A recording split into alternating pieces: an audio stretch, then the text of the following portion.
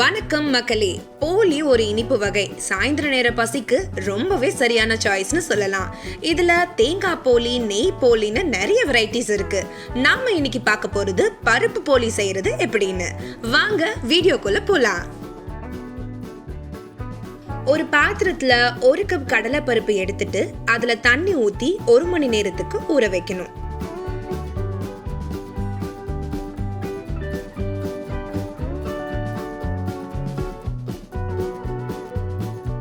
அடுத்து மாவு ரெடி பண்றதுக்கு ஒரு பாத்திரத்துல 1 கப் மைதா, 1 சிட்டிகை உப்பு, 2 டேபிள் ஸ்பூன் எண்ணெய் ஊத்தி 5 to 6 டேபிள் ஸ்பூன் தண்ணி ஊத்தி கையால கலக்கணும்.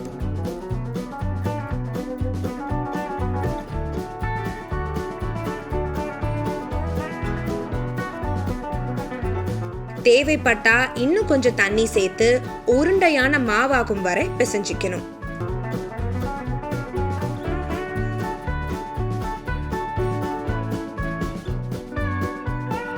மாவான பிறகு 2 டேபிள் ஸ்பூன் எண்ணெய் ஊத்தி கலந்துட்டு 2 மணி நேரம் ஊற வைக்கணும்.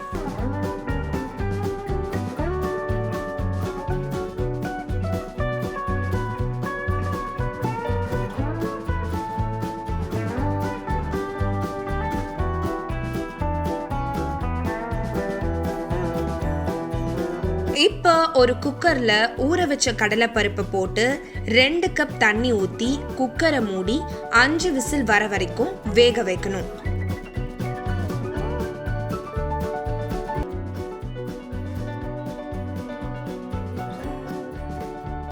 பிறகு குக்கரை அடுப்புல இருந்து எடுத்து ஆவி போகும் வரை விட்டுடணும்.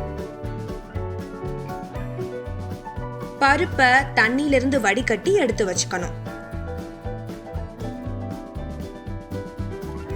ஒரு பாத்திரத்துல 1 டீஸ்பூன் நெய், 2 டேபிள் ஸ்பூன் துருவிய தேங்காய் சேர்த்து பொன்னிறம் ஆகும் வரைக்கும் வதக்கணும்.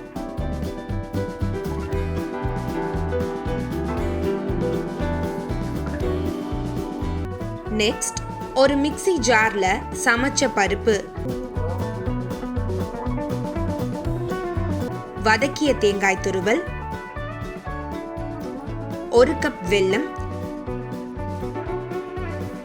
1/2 டீஸ்பூன் ஏலக்காய் தூள் சேர்த்து மென்மையான பேஸ்ட் ஆகிற மாதிரி அரைச்சிக்கணும்.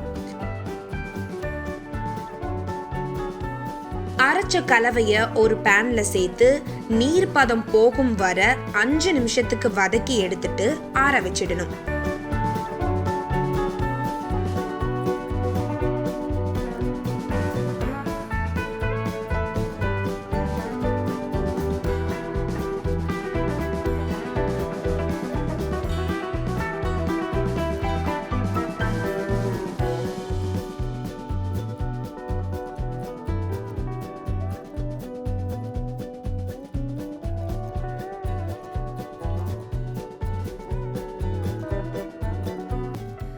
ஆற வச்ச பூரணத்தை கையால பிசைஞ்சி எலுமிச்சம்பழம் அளவு பந்துகளாக்கி கொள்ளணும்.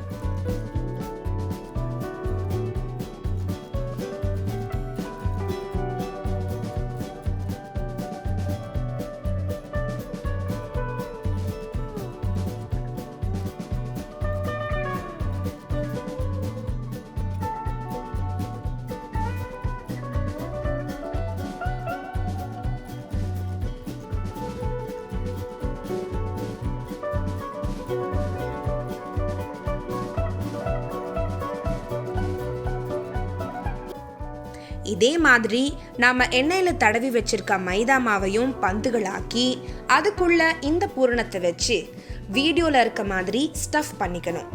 இப்போ இந்த உருண்டைகளை எடுத்து ஒரு வாழை இலையில எண்ணெயை தடவிட்டு அதுல வச்சு பூரணம் வட்டம் ஆகிற மாதிரி தட்டணும்.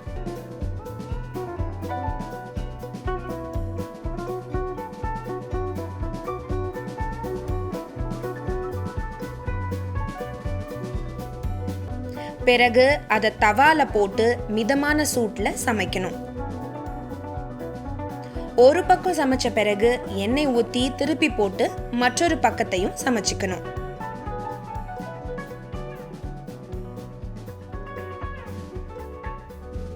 2 பக்கமும் இதே ப்ராசஸ் பண்ண பிறகு அடுப்புல இருந்து எடுத்து ஆற வச்சு பரிமாறலாம்.